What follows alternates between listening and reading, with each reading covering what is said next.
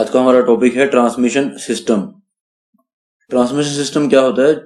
वो सिस्टम जिससे हमारी पावर ट्रांसमिट होती है इंजन से टायर तक। तो जो वो सिस्टम लगाया जाता है उसको कहते हैं ट्रांसमिशन सिस्टम। अब ये क्या क्या होता है इसके बारे में हम जरा देखते हैं। देखो, सबसे पुराना जो इंडिया का ट्रांसमिशन सिस्टम है वो है मैनुअल ट्रांसमिशन, जिसमें आजकल बहुत सारे मॉडिफिकेशन हो चुके हैं, अल्ट्रेशन हो चुकी है और प्रेजेंट डे में हमारे पास ऑटोमेटिक ट्रांसमिशन भी आ चुका है। तो ये जो ट्रांसमिशन सिस्टम है ये हमारे को जो मैकेनिकल पावर है उसको इंजन के थ्रू टायर्स तक पहुंचाने में मदद करता है। It is an interconnected system. ये मतलब आपस में जुड़ा हुआ है, किससे? क्लच से, गियर बॉक्स से, प्रोपेलर शाफ्ट से, ड्राइव शाफ्ट कहते हैं इसको, in front wheel and 4x4 wheel drive vehicles. The complete setup of the system helps to maintain the cruising speed of the vehicle without any disturbance to the car performance. अब ये क्या है? ये पूरा जो सिस्टम लगा है vehicle की स्पीड को मेंटेन रखना पड़ता है, मतलब जिससे हमारे कार की परफॉर्मेंस में कोई फर्क ना पड़े। ठीक है, तो इस तरह का ये सिस्टम होना चाहिए। सारी चीजें आपस में इंटरकनेक्ट होकर पूरा सिस्टम ये बनाता है एक पूरा ट्रांसमिशन सिस्टम, जिसमें क्या क्या आ गया? क्लच आ गया, गियर बॉक्स है, प्रोपेलर शाफ्ट है, ड्राइव शाफ्ट है, ये सभी ट्रांसमिशन सिस्टम के ही पार्ट है। अब ये जो हमारे को दिखाया गया है, ये दिखाया गया है 4x4 गाड़ी का। ये जो पिछला है रियर डिफरेंशियल, यहां से पावर जाएगी, ये फ्रंट डिफरेंशियल हो गया, ये बीच में रियर ड्राइव शाफ्ट जिसको प्रोपेलर शाफ्ट कहते हैं, ये ट्रांसफर केस में क्या होगा? जो फ्रंट व्हील्स में भी पावर जाएगी, जिससे जब हम 4x4 को एंगेज करते हैं। अब इसमें पहला सेशन आता है हमारे पास की ओवरहॉलिंग ऑफ क्लच, कि क्लच में अगर कोई खराबी आ जाए तो उसको हम क्या करेंगे? When clutch runs noisily and clutch slips, जब भी क्लच हमारा आवाज करे या स्लिप करे, अच्छे से एंगेज ना हो, डिसएंगेज ना हो प्रॉपरली, अगर कोई हमारे को जर्की मूवमेंट आए उसमें एंगेजमेंट में, चाहे वो एंगेजमेंट हो चाहे वो डिसएंगेजमेंट हो, तो उस समय पे क्या होता है? हमें जरूरी होता है क्लच को ओवरऑल करना, मतलब चेक करना उसमें क्या खराबी आ गई। अब बहुत सारे टाइप के जो क्लच हैं वो आजकल ऑटोमोबाइल में यूज किए जाते हैं, जैसे डायफ्राम क्लच है, मल्टीब्लेड क्लच है, सेंट्रीफ्यूगल क्लच है। ये सारे अलग अलग तरह के क्लचेज होते हैं जो ऑटोमोबाइल में आजकल यूज किए जाते हैं। अब पहला आता है इसमें डायफ्राम क्लच। ये in this type of clutch diaphragm spring is used in place of the coil spring. हमने इसमें कॉइल स्प्रिंग की जगह, नॉर्मल स्प्रिंग होता है उसकी जगह हमने लगा दिया इसमें डायफ्राम स्प्रिंग। क्यों लगाया?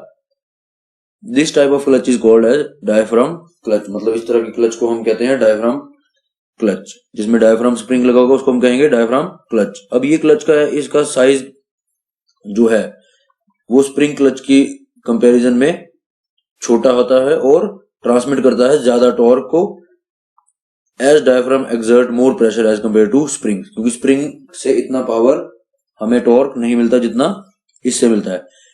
इसलिए हमने इसको डायफ्राम को स्प्रिंग क्लच की जगह यूज किया।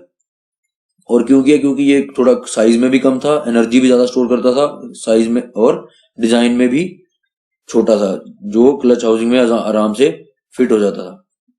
अब इसमें क्या था? It is less affected by centrifugal force and it can withstand higher rotational speed. मतलब ये क्या था? सेंट्रीफ्यूगल फोर्स को जैसे ज्यादा अफेक्ट नहीं होता था और हायर रोटेशनल स्पीड पे सहन कर लेता था, हाई रोटेशनल स्पीड को। इसलिए हमने डायफ्राम क्लच को लगाया। और ये इसका एक मेन और भी एडवांटेज था हमें कि ये इसकी मेंटेनेंस कम थी as compare to other clutches. अब देखो, ये होता है हमारा डायफ्राम क्लच। ये जो हमारी प्लेट्स हैं, ये फ्रिक्शन प्लेट्स जिसको, ठीक है, जिसको हम, जहां से हमारा पावर ट्रांसमिट होगी। और जो ये हमारे को दिख रहा है ये लाइन ये होता है डायफ्राम क्लच, जो स्प्रिंग की जगह लगाया है। जब इसको हम प्रेस करते हैं तो ये क्लच एंगेज और डिसएंगेज होता है।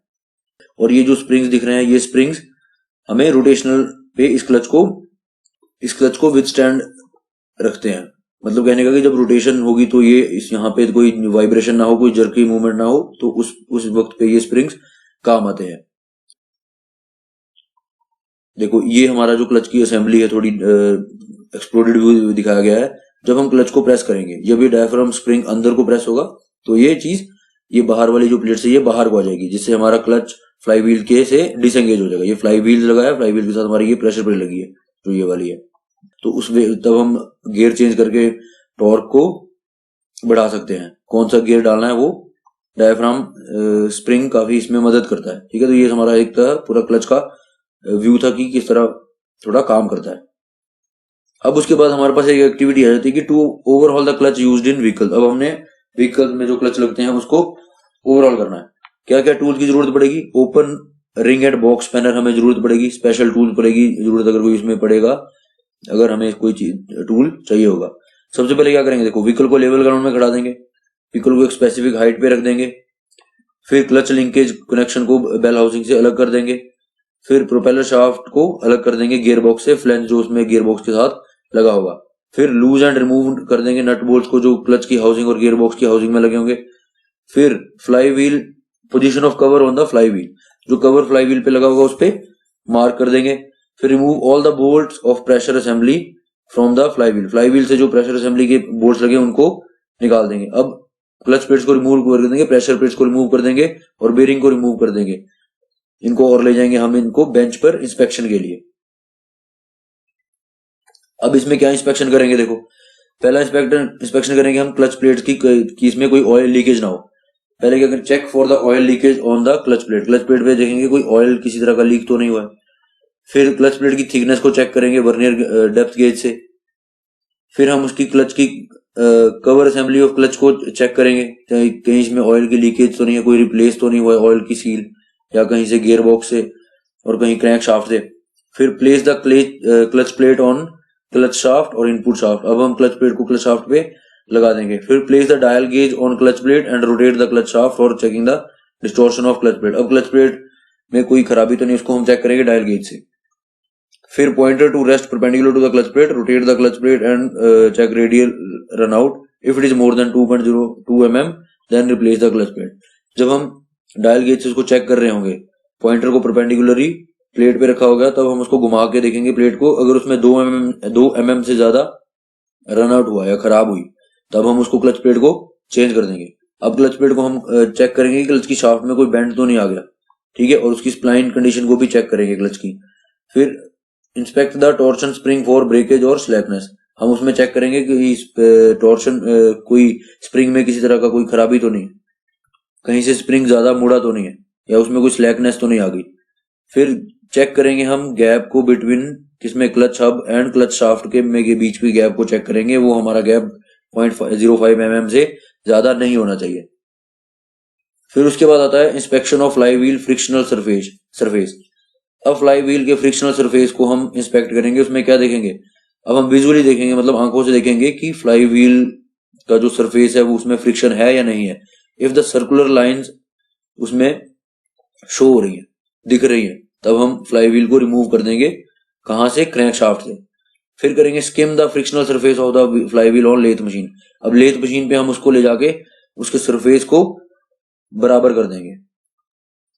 फिर क्या करेंगे, inspect the pivot bearing for wear, अब हम पिवट बेयरिंग को चेक करेंगे कि उसमें कोई खराबी तो नहीं है, उसमें कोई टूटा फूटा तो नहीं है। फिर हम रिंग गियर के टीथ को चेक करेंगे जो इस पे लगा होता है फ्लाई व्हील पे, फ्लाई व्हील पे जो टीथ गियर से लगे होते हैं उनको चेक करेंगे कि उसमें कोई खराबी तो नहीं है। और उसके बाद फिर हम देखेंगे प्रेशर प्लेट में, प्रेशर प्लेट में क्या आएगा, the frictional surface of the pressure plate has circular lines, अब क्या होगा, फ्रिक्शनल जो सरफेस होगा उसका प्रेशर प्लेट पे वो क्या होगा, सर्कुलर लाइंस तो नहीं है, स्क्रैचेस तो नहीं है। इफ द अगर उसमें प्रेशर प्लेट में किसी तरह की खराबी है तब हम उसको स्कीमिंग प्रोसेस कर देंगे, मतलब उसकी थोड़ी सी रगड़ाई कर देंगे ताकि वो थोड़ा ठीक हो जाए।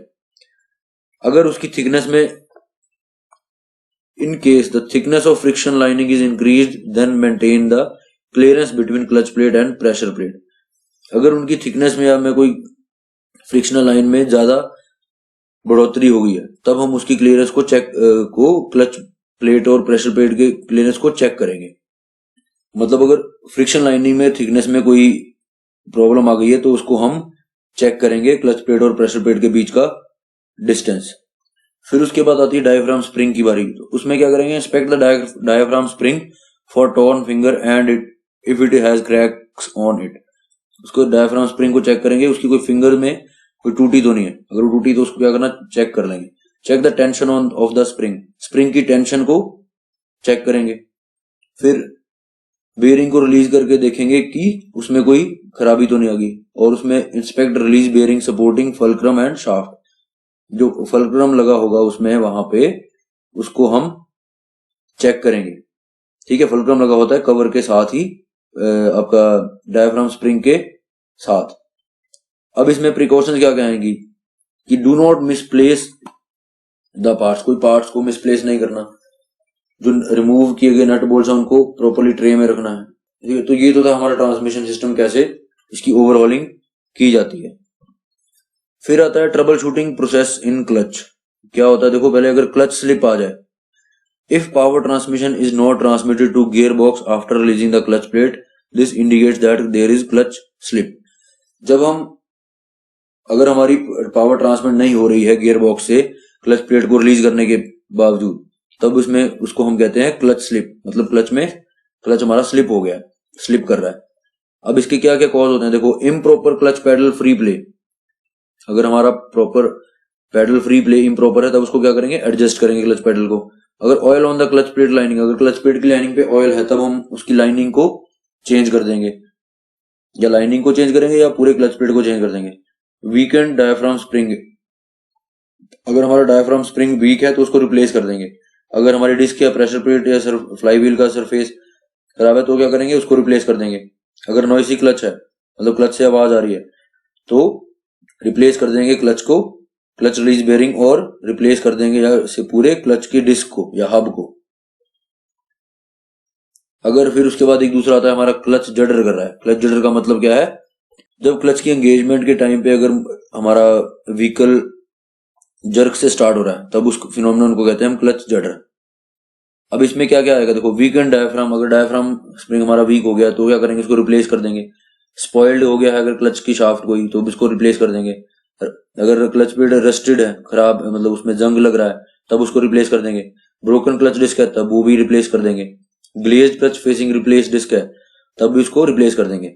मतलब कहने का क्लच जडर में अगर ये सारे कॉजेज आए, तब हम मोस्टली हम उसको रिप्लेस ही करना ठीक समझते हैं, नहीं तो वो जर्क की मूवमेंट जो वाइब्रेशन है वो ठीक नहीं होगी।